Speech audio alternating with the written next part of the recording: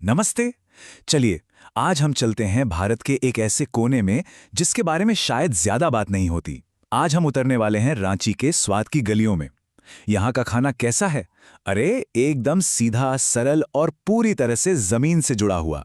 तो एक सवाल से ही शुरू करते हैं, है ना? क्या हो अगर किसी शहर का सबसे असली, सबसे प्रामाणिक स्वाद बड़े बड़े रेस्टोरेंट में मिले ही नहीं, बल्कि उसकी सड़कों पर, उसके छोटे छोटे बाजारों में और यहाँ तक कि जंगलों में छिपा हो? यकीन मानिए, रांची की कहानी बिल्कुल ऐसी ही है।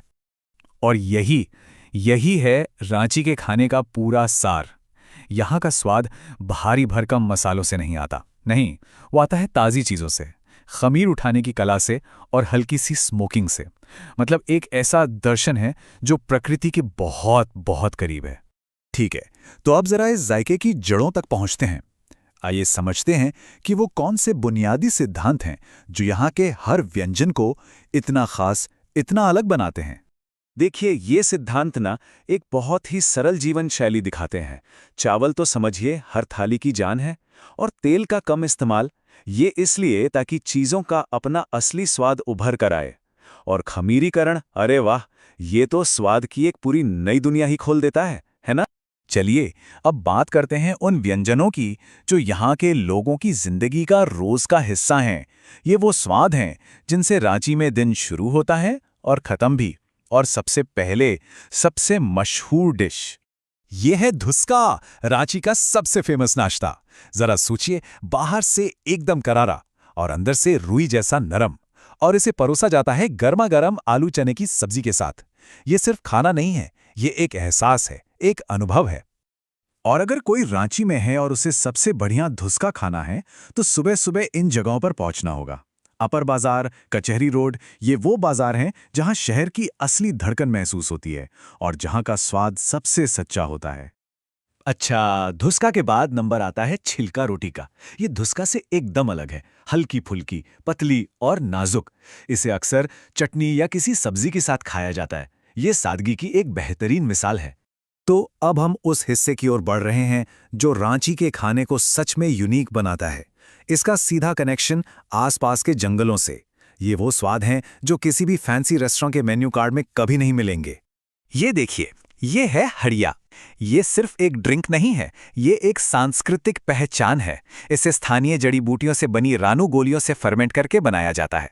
ये सामाजिक मौकों का एक बहुत जरूरी हिस्सा है और इसका स्वाद पूरी तरह से जमीनी है।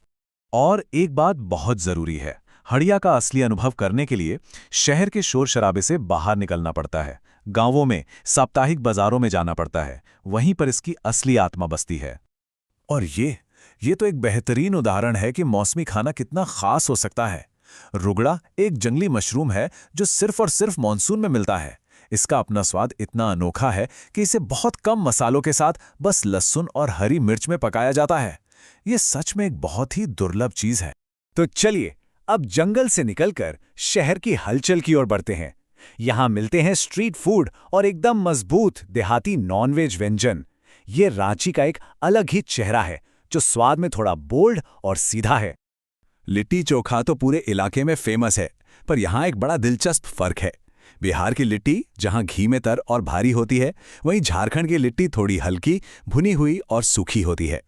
ये एक छोटा सा लेकिन बहुत ही जरूरी अंतर है जो यहाँ के स्वाद को अपनी पहचान देता है। यहाँ की मटन करी किसी शाही करी जैसी बिल्कुल नहीं है। इसमें ना कोई क्रीम है, ना काजू का पेस्ट।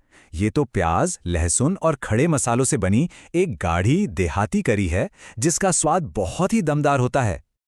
और हाँ, इसी तरह देसी मुर्गी और ताज़े पानी की मछली के व्यंजन भी बहुत पसंद किए जाते हैं। ये सारे व्यंजन आपको शहर से थोड़ा बाहर कांके और रातू रोड पर जो छोटे छोटे ढाबे हैं ना, वहाँ सबसे अच्छे मिलेंगे।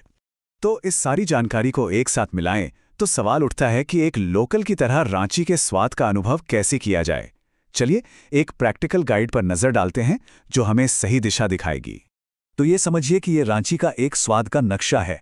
अगर क्लासिक स्नैक्स और मिठाइयाँ खानी है तो सीधा अपर बाजार, देहाती मांस और मछली के लिए हटिया और कांके रोड बेस्ट है, और सबसे असली आदिवासी खाने का अनुभव करना है तो बूटी मोड़ और नगरी की तरफ जाना होगा।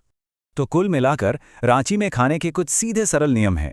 कम तेल और मसालों को अपनाना होगा, हर खाने में चावल मिलेगा ही मिलेगा, और सबसे ज़रूरी, असली स्वाद के लिए बड़े रेस्टोरेंट से बाहर देखना होगा। और हाँ, सुबह सुबह बाजार जाना तो बिल्कुल मिस नहीं करना है।